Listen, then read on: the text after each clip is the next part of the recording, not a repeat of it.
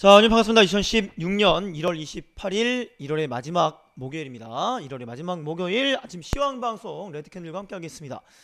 자, 소리 체크하고요. 네, 아침 시황 시작할게요. 잘 들리시면 숫자 4번 눌러주세요. 잘 들리시면 숫자 4번.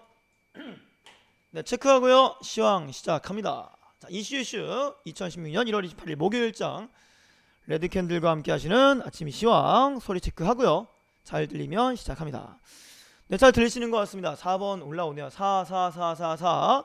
이 우리나라는 숫자 4라는 걸 별로 안 좋아하는데 이게 한자의 의미 비슷하기 때문에 주구사자를 얘기하지만 좀 다르게 본다라면, 긍정적으로 본다라면 주식시장에서 사는 좋은 겁니다. 왜? 4, 4, 4, 4, 4 사세요 이거잖아요. 그죠?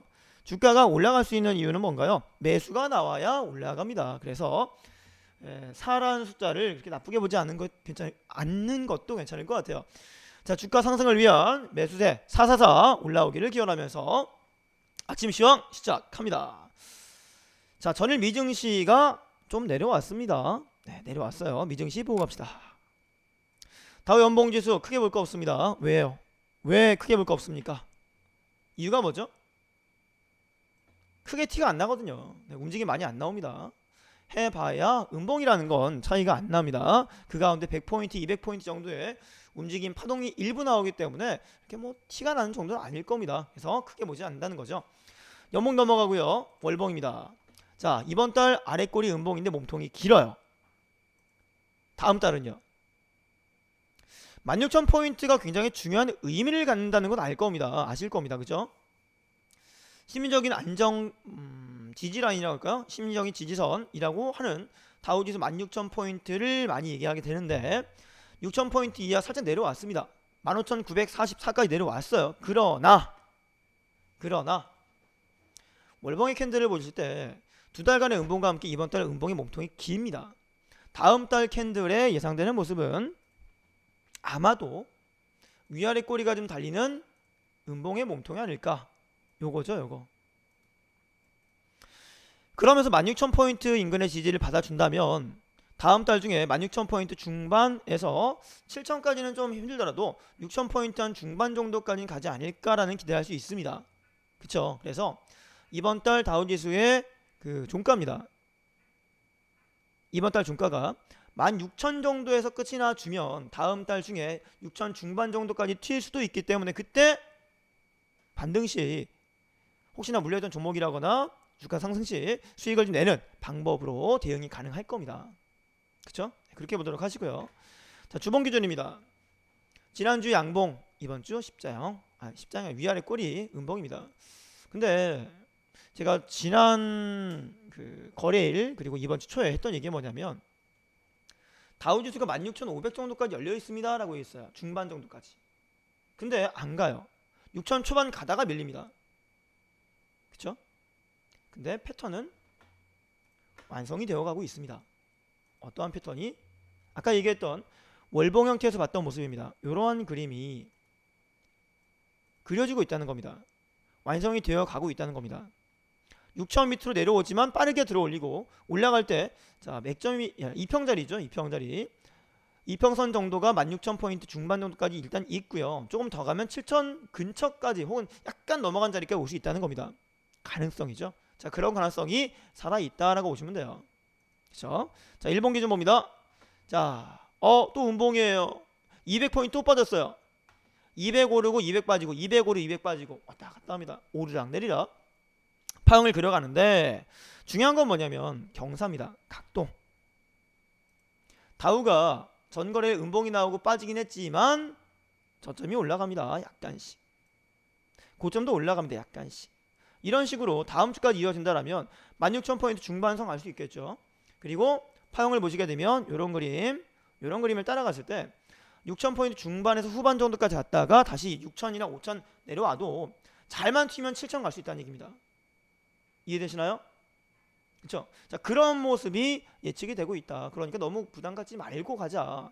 자, FOMC 결과에서 금리 인상 안 했습니다. 동결됐습니다. 금리 동결로 인해서 한숨 돌렸다는 얘기인데 3월 달에 올릴 거냐라는 얘기가 살짝 나오지만 안 올릴 거라는 얘기가 더 강하게 나오고 있습니다. 6월 정도 예상된다고 하는데 해당 내용은 기사를 통해 보시면 될 것 같습니다. 잠시 뒤에 알려드릴게요. 자, 나스닥입니다. 음봉이죠? 네, 빠질 거라고 했어요. 음봉입니다. 그냥 음봉이에요. 근데 깨야 돼요. 데미안이라는 그 소설이죠. 네, 읽어보신 분은 그 유명한 말을 알 겁니다. 새는 알을 깨고 나오려 한다. 뭐 아브라삭스 이런 멘트가 있는데 그걸 보게 되면 뭔가 이제 벽을 깨거나 저항을 깨거나 하는 모습이 있어야 다음 단계로 진입이 가능합니다. 그럼 나스닥 같은 경우는 그게 뭘까요? 4,000포인트대 초반입니다. 그리고 5일선입니다. 연간 기준 상승세 양봉이 쭉쭉 이어오다가 음봉의 캔들을 통해 한번 하락이 나와서 이 평을 깨줘야 다시 반등이나 되돌림이 나올 수 있다는 겁니다. 그러면 나스닥 같은 경우도 2000년 초반에 그리고 2008년, 9년 이때 깬 적이 있었죠. 그렇죠? 근데 올해 슬슬 깨려가는 모습이에요. 한번 깨서 4,000포인트 밑에 3,000포인트 때 한 중반 정도까지 내려와서 음봉으로 확실하게 초반까지도 눌러준다라면 그 다음에 다시 상승을 준비할 수 있다는 겁니다. 개구리가 멀리 뛰기 위해서 뭐 어떻게 해요? 움츠려듭니다. 그래야 멀리 갑니다. 자, 그런 형태로 나스닥도 좀 조정을 봐야겠다. 우리 코스닥이랑 비슷하게 봅니다. 월봉 기준 2편 깼습니다. 살짝 깼죠? 아래 꼬리 달립니다. 반등이 좀 나와줘야 돼요. 근데 많이는 아닐 것 같습니다. 자, 주간 기준 봅니다. 마찬가지예요. 다우랑 동일한 모습이다. 그러나 나스닥 같은 경우는 많이 튀지는 못할 것 같다는 생각이 듭니다. 4,600 정도의 저항이 좀 강하기 때문에 넘어간다면 다행이겠지만 넘지 못한다면 바로 내려올 수 있는 자리가 보인다. 다우와 비슷하게 보시면요. 4,800 정도까지 볼 수 있을 것 같습니다. 다우 지수는 16,000포인트 후반과 7,000포인트, 나스닥은 4,800선 정도까지 올라가면 되겠다라는 생각이 드네요. 거기까지 보시고요. 자, 그럼 왜 다우 지수가 내려왔을까? 왜 반등이 나오다가 밀릴까? 혹은 밀었지만 튀일까라는 거 궁금하죠? 살펴봐야 됩니다. 그 전에 제가 어제부터 좀 도입한 게 있는데, 도입이라기보다 살짝 본 게 있는데 뭐냐면 미증시만 보잖아요. 그죠? 이게 한 거의 뭐 1년 가까이 다우 보고 나스닥 보고 코스피 코스닥 보고 유형 마감 보고 뭐 이렇게 했는데, 아시아 증시, 특히나 중국 증시에 대해서 우리가 좀 볼 필요가 있습니다. 그래서 아시아 증시, 일본과 중국에 대한 증시 전반적으로 한번 살짝 보려고 합니다. 유럽 증시는 올랐습니다. 영국, 프랑스, 독일 올랐어요. 크진 않아요. 네, 영국이 1.3% 올랐고요. 프랑스 그리고 독일이 한 0.5%대 상승이 있었는데, 다우, 나스닥, 필라델피아, 미증시는 하락이 나왔습니다. 니케이 증시는 2.7% 올랐습니다. 왜요? 전거래일날 미증시 올랐어요. 그죠? 미증시가 200포인트 이상 오르면서 다우가 일본은 따라갔다고 보시면 되고요. 그리고 상해 종합증시 크게 안 빠졌습니다. 0.52%만 빠졌고요. 항생지수는 1% 올랐습니다. 자, 미증시의 종가는 국내시의 시가다라고 하지만 우리나라뿐만 아니라 전 세계에 영향력을 미친다는 겁니다. 그리고 개별로 움직이는 건 중국이다, 상해 증시다 라고 보여주는 증거입니다. 크게 안 빠졌어요. 장중에 좀 많이 빠졌었지만 상해 결국 약밥세 정도로 마감이 됐고 약간 내려서 끝이 났고요. 일본은 미국 따라가고 있다라는 생각이 드네요. 그죠? 자, 그래서 오늘은 어떻게 될 것이냐. 오늘은 다우 빠졌고 나스닥 빠졌고 했기 때문에 좀 내려오지 않을까 생각이 듭니다. 전거래일은 예상 상승 부분이 0.5% 이상 뭐 이렇게 얘기 나왔죠. 올라가긴 했죠. 결국 오늘 같은 경우는 좀 빠지지 않겠나라는 예측이 될 겁니다. 자, 그리고 뭐 볼 거냐? 뉴욕 마감입니다. 27일 날에 FOMC 결과에 대해서 뭐 관심이 있다라는 얘기가 많이 나왔을 겁니다. 많이 있었을 거예요. 결과 나왔죠? 금리 인상 안 합니다. 왜 안 할까요? 경기가 어려울 것 같기 때문에 못하는 거죠. 자, 연준 부정적 경기 진단에 급락이 나왔습니다. 나스닥 2.18% 하락. 그런데 다 상대적인 거예요. 경기가 불안하다는 얘기 나와줬기 때문에 금리가 안 올라갔어요. 그쵸? 근데 만약에 경기 좋을 것 같아가지고 금리가 올랐다고 친다라면 주가 또 떨어질 수 있다는 겁니다. 증시는. 시간의 단일가 매매. 그렇죠? 시간의 단일가 매매 경제 성장 종료되었습니다. 둔화를 진단하면서 발표를 했고 애플 보잉 실적이 부진하면서 투심 위축이 되었습니다. 뉴욕 증시가 연방준비제도 페드의 부정적 경기 전망 영향으로 일제히 급락했는데 애플과 보잉 등 기업들의 실적 부진도 투자 심리를 위축시켰습니다. 27일 현지 뉴욕 증시에서 S&P 빠지고요. 다우존스는 빠지고 나스닥 빠지고 다 떨어졌습니다. 1%에서 2%대까지 많이 빠졌습니다. 오타가 있네요. 포인 티읕인데 오타가 약간 있습니다. 네, 이 정도 이해하죠 우리? 자, 증시가 반전을 거듭했다라고 하는데 애플과 보잉의 실적 부진으로 하락 출발했지만 자, 호재는 뭐예요? 여기 악재와 호재가 같이 있습니다. 악재는 뭐냐면 첫 번째 경기 부정적인 전망 진단, 이게 이제 급락의 이유가 됐던 거였고, 그리고 실적 부진이 악재였습니다. 그런데 호재가 있었습니다. 호재가 뭐예요? 국제유가 반등 32달러를 넘어섭니다. 상승세로 전환했었습니다. 이유가 뭐예요? 러시아와 석유 수출국 기구 오펙이 감산협이 나설 것이라고 다시 한번 재부가 됐던 겁니다. 이번 주에 그 미증시가 올랐던 이유는 석유 감산 가능성이 있다, 얘기할 것이다 라는 기대감 때문에 올라왔던 거예요. 그죠? 올라왔던 거였는데 그 다음에 다른 얘기로 또 내려오기도 하고 오르락내리락 했었습니다. 그리고 다시 한번 부각된 겁니다. 이번 주 두 번 나온 거예요. 벌써 얘기가. 자, 그러면서 상승 전환점이 나왔었는데 마지막 대미를 장식한 것은 연방공개시장위원회의 성명서 발표 이후에 내리막길이었다라는 겁니다. 애플과 보잉의 주가가 6.5%, 8.9% 빠졌습니다. 와, 8.9%요? 보잉이요? 급락이군요. 급락입니다. 9%, 8% 오른다 그러면요, 미증시나 이제 그 선진국 증시에서 5% 이상 오르면 그냥 급등이에요. 9% 올랐다? 대박입니다. 8.9%. 근데 빠지는데 그만큼 빠지면 또 급락이라 볼 수 있겠죠. 자, 미국 연준 기준금리 동결했습니다. 경제 자신감 뒷걸음. 미국 경제는 살아날 겁니다. 힘이 좋습니다. 향후에 발전 가능성 있고 지금 분위기 살아나고 있습니다 라고 했었는데 바로 돌아서죠. 지표가 보여주기 때문에 바로 돌아섭니다. 자, 기준금리를 동결했고요. 3월에서 기준금리 인상할 가능성을 배제하지 않았다라고 나와 있지만 다양한 그 전문가들의 의견을 보게 된다면 6월 정도가 되지 않겠나라고 얘기를 하고 있습니다. 올해 예고했던 4차례의 금리 인상 실행에 옮기기 어려울 것 같습니다. 한 번이나 두 번 정도. 아마 첫 번째가 6월 정도 되지 않겠나, 2분기 마무리가 되지 않겠나라는 얘기가 좀 나와주고 있고요.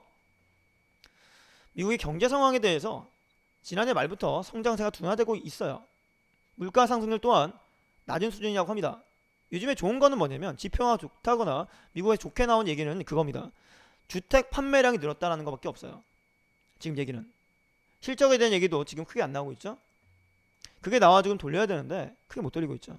연말 같은 경우는 어떻게든 끌어올려고 하는 모습이 있기 때문에 괜찮게 보였을지 모르겠지만 돌아서면서 또 안 좋은 얘기가 들려옵니다.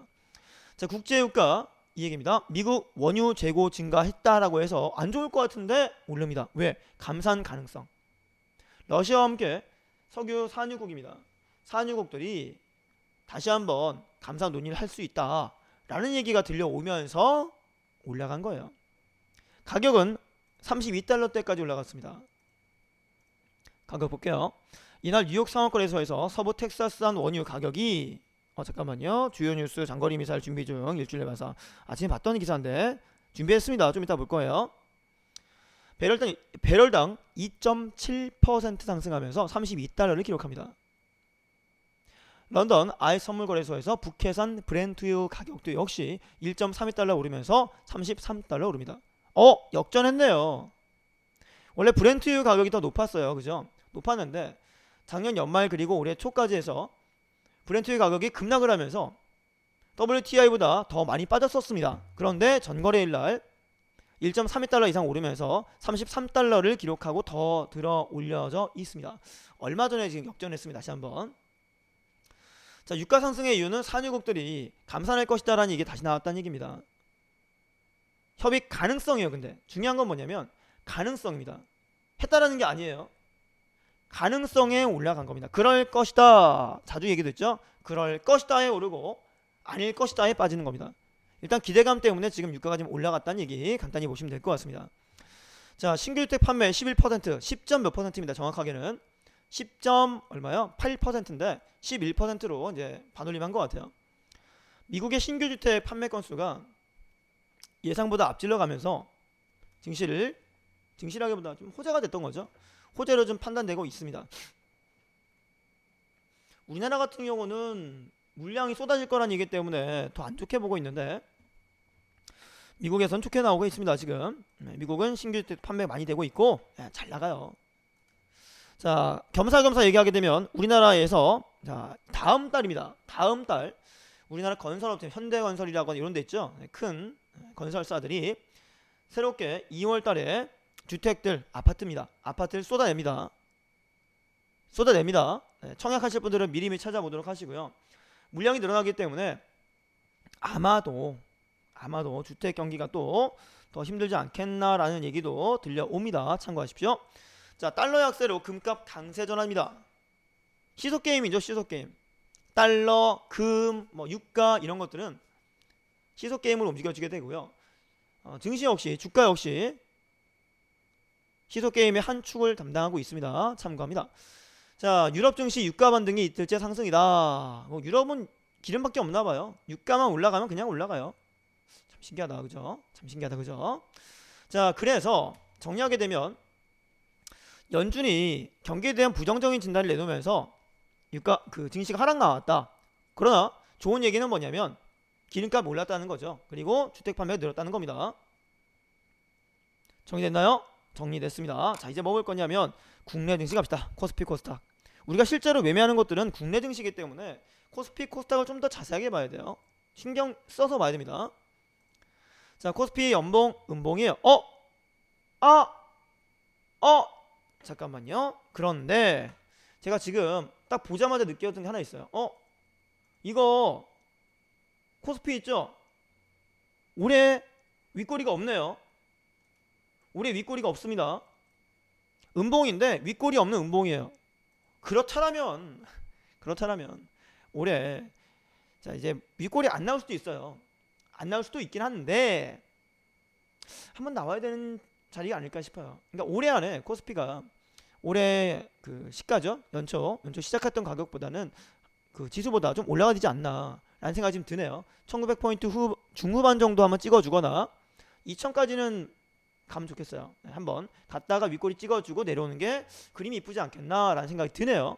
연봉 보자마자 느껴진 게 그겁니다. 월봉 기준 2000 정도 가야겠네요. 그죠? 반등은 나와야 됩니다. 올해 이제 2015년이죠. 작년에 계속 빠졌는데 약간 반등이 나온 시기가 있었어요. 그리고 올해 같은 경우 보게 되면 계속 내려오기만 했습니다. 계속 빠질 수만은 없습니다. 사람이 운이 없거나 사업이 안 된다거나 하더라도 10번 사업하고 20번 사업하면 그 중에 한두 번은 분명히 성공하게 돼 있습니다. 한두 번이라도. 그러니까 7.8기란 말이 있는 게 뭐냐면 7번, 8번 이상씩 도전하다 보면 분명히 한 번은 나온다, 터진다라는 겁니다. 근데 증시가 계속 이번 달 올해 시작하자마자 계속 내려왔다라면 올해 한 번은 튀어줄 것이다라는 거 기대해 봐야겠네요. 자, 주봉상 기준 역시 800포인트 왔지만 올라가야 돼요. 한 번은 2000원 한번 가져야 됩니다. 2000 넘어가줘야 됩니다. 자, 그래서 올해 초반에 코스피가 좀 눌러주고 빠지고 조정 나오고 1월 힘들었다 얘기 많이 하시지만 다시 올라갈 거니까 반등 나올 거니까 우리 신중하게 저점만 잡아놓고 수익 잘 내면 됩니다. 아셨죠? 자, 코스피 일봉 역시 1900포인트 후반 중후반과 2000 정도는 가줄 만한 자리라고 판단되는 차트의 모습입니다. 코스닥은 음봉이에요. 코스닥은 음봉인데 나스닥이랑 비슷하죠? 좀 빠져야 된다고 했어요. 좀 빠져야 된다고. 월봉 기준 참 잘 버텨요. 그죠? 참 잘 버텨요. 지난달에 600 중반까지 왔다가 중초반 갔다가 빠르게 튀었는데 계속 버티고 있습니다. 계속. 근데 이렇게 될 수 있습니다. 제가 코스닥 같은 경우에 한번 내려와서 도장을 받아가지고 거기에서 올리면 좋겠다라는 얘기 했었는데 만약에 현재 구간 600포인트대에서 계속 코스닥이 버틴다 라면 연봉 기준의 음봉으로 밀어버리는 모습이 아니라 이평선을 끌어올리면서 지금 이제 월봉상 21선이죠. 121선인가요? 20일 맞죠? 쭉 끌어올려가지고 버티고 몇 달 쉬다가 다시 올릴 수도 있는 거예요. 그쵸? 근데 내려오는 게 다시 탄성 기준 봤을 때 더 빠르겠죠.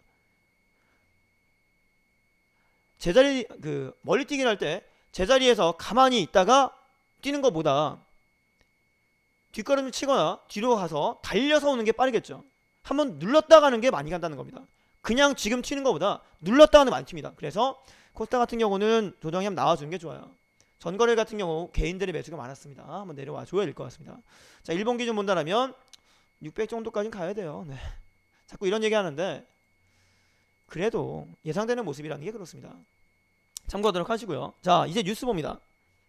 뉴스가 많지는 않아요. 근데 마지막 뉴스가 중요합니다. 자, 첫 번째 기사는요. 아까 얘기했던 12월 미국의 신규 주택 판매 10.8%로 석 달째 증가 이어지고 있다라는 얘기죠.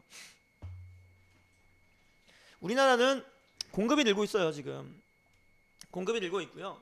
집 가격은 그렇게 많이 안 올라갑니다. 얼마 전에는 그 강남 부패라고 알려졌던 강남의 재건축 가격이 뭐 좀 떨어졌다는 얘기까지 들려오고 있어요. 그쵸? 집 갖고 계신 분들 부담감이 있을까요? 네, 그럴 수 있습니다.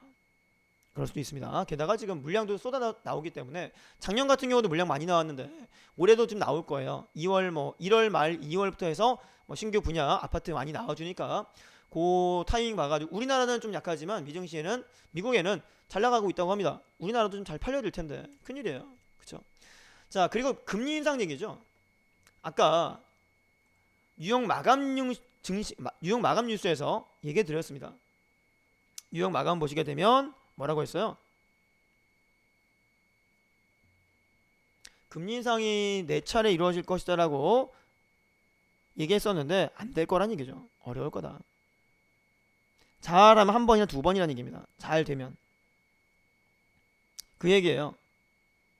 그래서 지금 금리 인상에 대한 전망이요. 6월 정도가 되지 않을까. 6월 정도 되지 않겠나 라는 얘기를 하고 있습니다. 그때까지는 금리 인상에 대한 부담감이 좀 줄어서 그래도 좀 증시도 좀 끌어올리고 주가도 좀 상승이 나오고 하는 모습이 나타났으면 좋겠어요. 나타나길 기원한다는 겁니다. 자, 그래서 그런 얘기고요. 조사 결과예요. 이거는 미국 경제 매체 CNBC가 월가 경제 전문가 40명을 대상으로 설문조사했습니다. 조사 결과 88%가 다음번 금리 인상이 5월 이후가 될 것이다 라고 보도했다고 합니다. 그래서 대략 6월 정도가 되지 않겠나 라는 얘기죠. 응답자의 절반 이상이요. 금융시장 변동성이 커진 것 때문에 금리 인상 시기를 지연시키는 거다라고 얘기하고 있습니다. 6월에 올릴 것이라는 대답은요. 25%밖에 안 된다고 하네요. 그렇습니다. 다음 기사. 자, 요것도 그 유가 얘기예요. 그러니까 기사가 우리나라 기사보다는 전반적인 이제 세계 증시에 대한 얘기가 많이 있어요. 네, 이건 전반 얘기고요. 세 번째 기사부터는요. 네 번째 기사인가요? 잠깐만요. 네 번째 기사부터는 우리나라 얘기 나오니까 좀 기다려 주십시오. 자, 러시아가 사우디와 감산 논의에 대한 가능성을 제기했습니다. WTI가 32달러를 돌파했다는 얘기죠. 좀 자세하게 보는 거예요. 아까는 간단히 넘어갔어요. 근데 자세하게 보는 겁니다. 자, 27일입니다. 현지 시간 기준 어제죠? 외신에 따르면 러시아 국영 송유관 회사인 트랜스네프트 최고 경영자인 니콜라이 토카라프는 러시아 에너지 장관과의 면담에서 사우디아라비아와 감산 협의 가능성을 논의했다. 자, 현실로 다가오는 겁니다. 그러면 할 수도 있다라는 게 아니라 논의했다라죠. 논의했다고 밝혔다고 했죠. 그럼 이게 진실이 될 가능성이 높아지는 거예요. 확률 높아지는 겁니다. 자, 지난 26일 날 러시아 2위 정유업체인 OAO 루크오일 레오니드 페든 부사장이 올해 생산량이 줄어들 것입니다. 그리고 러시아 전체 원유 생산도 감소할 것입니다. 라고 했다고 하는데 러시아 정부 관계자가 이런 얘기했어요. 오펙과 감산 논의를 하고 있지 않다라고 해명했다고 합니다. 근데 이번에 이 얘기 다시 나오면서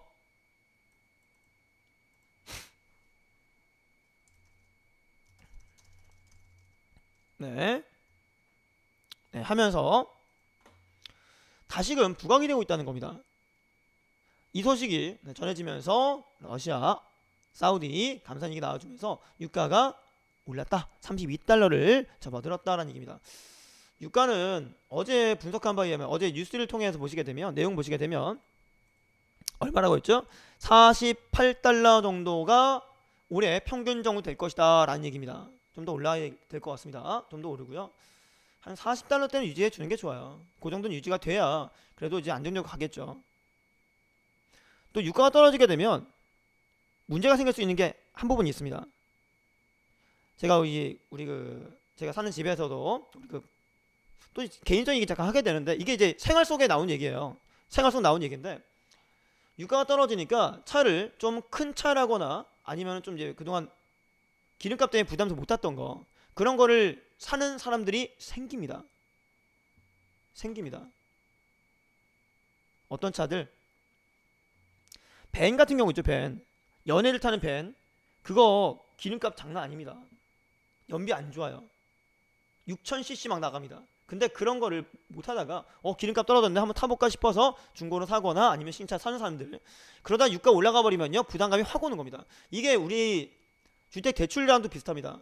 대출 금리 낮으니까 빚을 내서 집을 샀는데 대출 금리 올라가면은 허리 휘는 거죠.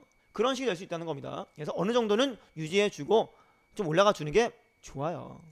아셨죠? 다음 기사입니다.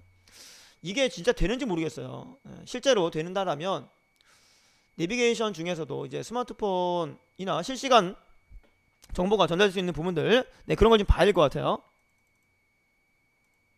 아셨죠? 네, 봐야 될 것 같습니다. 자, 내용 보겠습니다. 3월 말부터 T맵이라고 되어 있네요. T맵을 켜면 차 보험료 40%까지 떨어진답니다. 진짜요? 괜찮겠다. 한번 해야겠다. 저 SK 사용하고 있는데 T맵 안 쓰고 요즘에 그냥 내비게이션 차 있는 거 썼는데 켜놔야겠어요. 자, 동부아지에서 국내 첫 UBI 보험을 출시한다고 합니다. 800만 T맵 이용자로 지각 변동이다 라는 얘기인데 정부가 TF를 만들고요. 연구 용역을 한다고 해요. 빠르면 3월 말 모바일 내비게이션 T맵을 켜고 안전 운행하면 그러면요. T맵이잖아요. SK텔레콤이죠. 요거 SK텔레콤의 재료가 될 수도 있겠습니다. 그쵸? 이르면 3월 말이라고 되어 있고요. 4월 초 정도입니다. SK T맵 이용자 기준 현재 800만 가량이 이용하고 있다고 나와 있는데 운전자 습관 연계보험이 출시된답니다. 동부화재 SK텔레콤이 손을 잡고 한다고 하는데 동부 화재 그룹 관련해서 보도록 하시고요. 그리고 SK텔레콤의 주가 움직임도 보셔야 될 것 같습니다. 내용을 볼게요. 내용은요. 핀테크 보험입니다. 핀테크 보험이고요. 보험료 산정 방식이 급제동, 과속, 급진로 변경, 운행 시간대, 주행도로 등등등등등 해서요. 모니터링 하겠다는 겁니다. 운전 습관과 운전 이력들을 다 모니터링 해가지고 크게 습관 나쁘지 않으면 보험료 깎아주겠다는 겁니다. 안전 운행하게 되면 5% 할인, 온라인 보험에 가입하면 14, 17% 보험 할인, 마일리지 블랙박스 20% 추가해서 최대 40%가 해주겠다는 겁니다. 경쟁사 UBI 현황이 흥국 화재와 메리츠 화재, KT 제휴에서 UIB 출시 목표라고 하는데 연내입니다. 그러면 일단 1등 첫 번째 시작하는 게 SK텔레콤이고 그리고 동부화재이기 때문에 동부화재 동부그룹의 이제 보험 쪽과 SK텔레콤 통신업종 쪽으로 좀 몰리지 않을까라는 생각이 듭니다. 그쵸? 새로운 핀테크의 서비스인 것 같습니다. 괜찮은 것 같아요. 한번 찾아봐야 될 것 같습니다. 자, 여러분도 지금 혹시나 통신사 SK텔레콤 사용하고 있거나 T맵 사용하고 있거나 동부화재 보험 사용하고 있다면 요것도 생각해 볼 필요 있습니다. 여름에 보험이 갱신되는데 한번 생각해 봐야겠네요. 근데 문제가 있습니다. 하나. 문제라기보다 불편한 점이죠. 그동안은 내가 T맵이라거나 이런 걸 안 켜도 그냥 아는 길은 가면 됐는데 이 보험 사용을 하려면 사용한 서비스 혜택 받으려면요 어떻게 해야 돼요? 할인 받으려면 무조건 켜야 된다는 얘기죠. 그리고 나의 운전 습관을 나의 데이터가 나간다는 얘기입니다. 좋은 것만은 아니에요. 그래도 할인 혜택이 더 좋다라면 할인 혜택이 좋다라면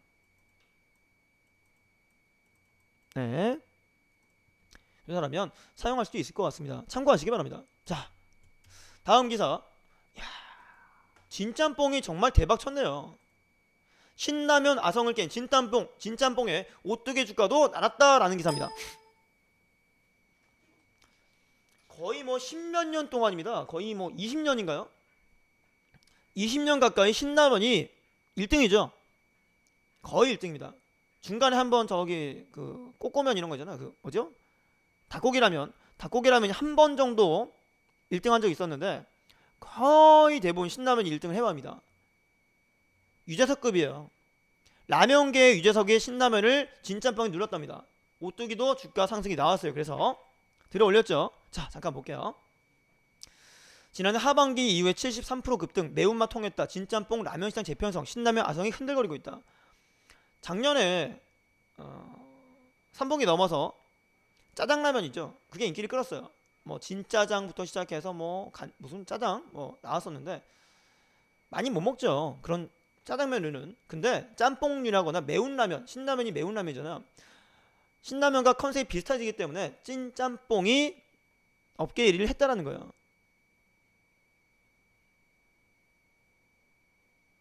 계속 갈까요 근데? 계속 갈지는 모르겠습니다만 지금 중요한 건 1등 했다는 거죠. 자, 지난해 10월 출시한 진짬뽕이 출시 3개월 만에 4천만 개의 판매 돌파했고요. 12월 15일부터 한 달간 2천만 개를 판매하면서 맛짬뽕이 기록한 1200, 1300만 개를 돌파했습니다. 급기야 신라면을 이기고 1위 했다고 합니다. 드셔보셨나요? 저 안 먹어봤는데 먹어봐야겠어요. 궁금하네 또. 궁금합니다. 자, 이게 언제 또 1위 내놨었냐면 나가사키 짬뽕 2011년도에 광풍이었습니다. 꼬꼬만 나오고 나가사키 짬뽕 나오고 무슨 라면 해갖고 그 닭고기 라면이 한참 한 6개월인가요? 인기 있었는데 그때 이후로 또 1등 했다가 이번에 넘어섰다는 겁니다. 자, 오뚜기 주가도 올랐죠.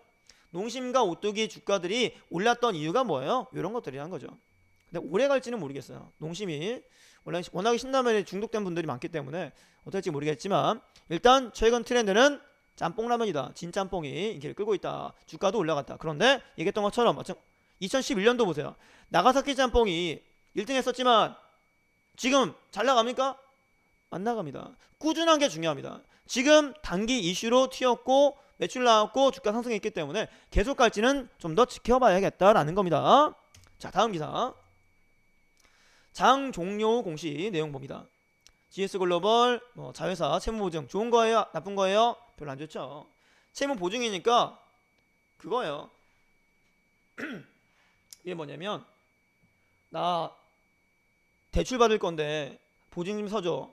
보증 서주면 좋아요? 안 좋아요? 안 좋죠? 네. 한국전력 발전소 M&A 사업 등의 추진을 위한 자문사 선임 작업 완료 나와 있네요.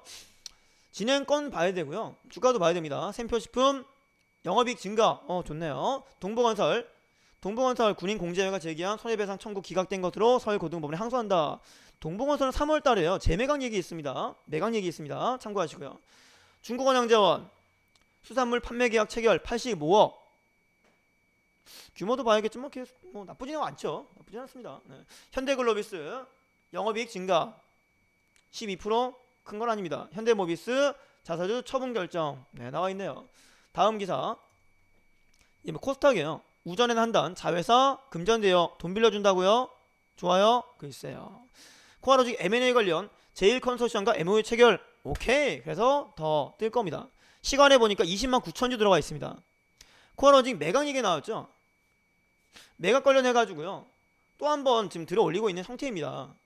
호재고 들어 올리고 시간에 물량 좋아요. 인터파크 영업이익 올랐습니다. 자, 인터파크는 차트의 주가상 바닥에서 들어올리는 형태였어요. 좋네요. 투비소프트 유증결정 3자 배정이 모르겠네요. 풍국지정 현금배당 영업이익 하락. 자, 마지막 기사입니다. 아침에 6시인가 7시에 이게 스마트폰으로 뭐 떠요. 보니까 북한이 장거리 미사일 뜨는 겁니다. 관련해서 방산주 픽텍, 퍼스텍, 스페코 등등 보셔야 되는데 이러면 일주일 내에 발사한답니다. 뭐라고 했어요 제가? 봄이 오고 날씨 따뜻해지면은 뭐다?